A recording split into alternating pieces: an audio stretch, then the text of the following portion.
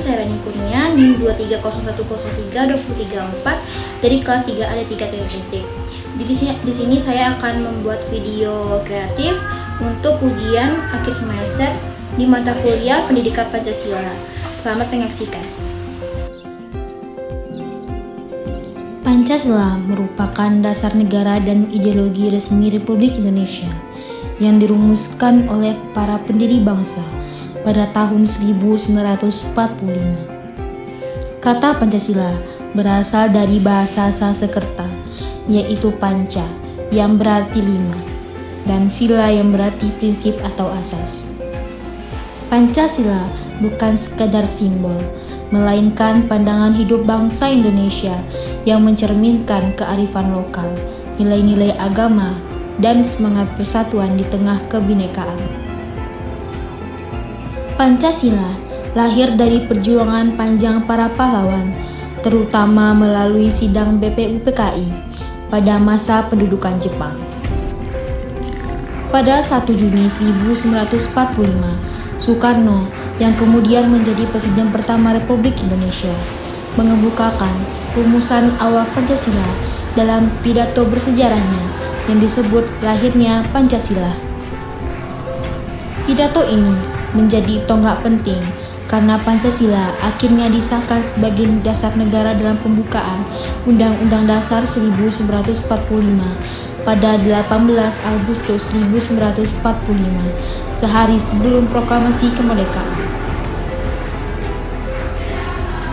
Pancasila terdiri dari 5 sila yang saling melengkapi dan tak terpisahkan. Sila pertama adalah ketuhanan yang Maha Esa. Sila ini menegaskan keimanan kepada Tuhan yang menciptakan alam semesta sebagai dasar spiritual kehidupan berbangsa.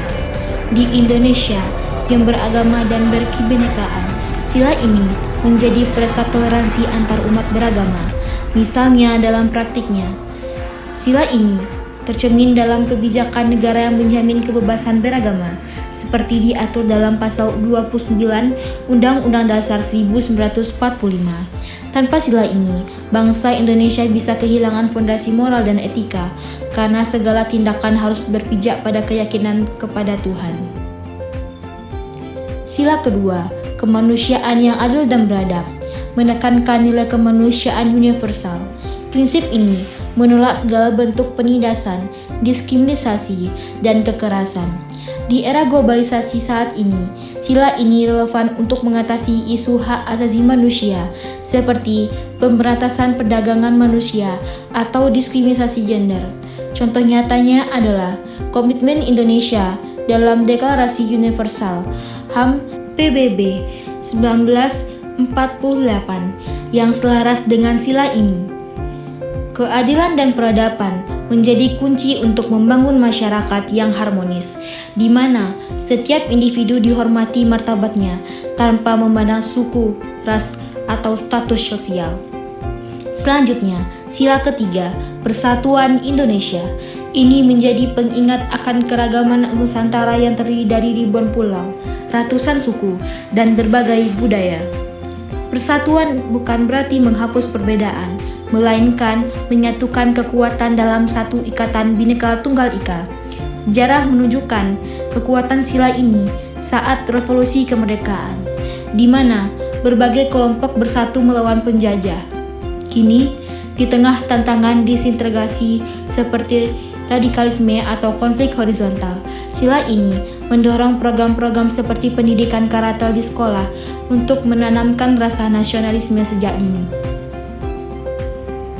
Selanjutnya, sila keempat, kerakyatan yang dipimpin oleh hikmat kebijaksanaan dalam permusyawaratan perwakilan, mencerminkan demokrasi ala Indonesia atau musyawarah mufakat.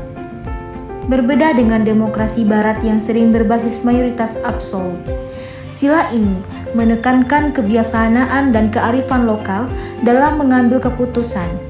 Sistem lembaga negara seperti DPR dan MPR adalah wujud nyata sila ini. Terakhir, sila kelima, keadilan sosial bagi seluruh rakyat Indonesia. Sila ini adalah puncak dari Pancasila yang menargetkan kesejahteraan merata. Inspirasi utamanya dari semangat gotong royong dan keadilan distributif, seperti yang diwujudkan dalam program pemerataan ekonomi era baru atau kini melalui Kartu Indonesia Sehat dan program Keluarga Harapan. Tantangan utamanya adalah kesenjangan ekonomi yang masih tinggi, tetapi sila ini terus menjadi motivasi reformasi agraria, pendidikan gratis, dan pemberdayaan UMKM. Itulah video kreatif yang telah saya buat untuk melengkapi ujian akhir semester pada mata kuliah Pendidikan Pancasila.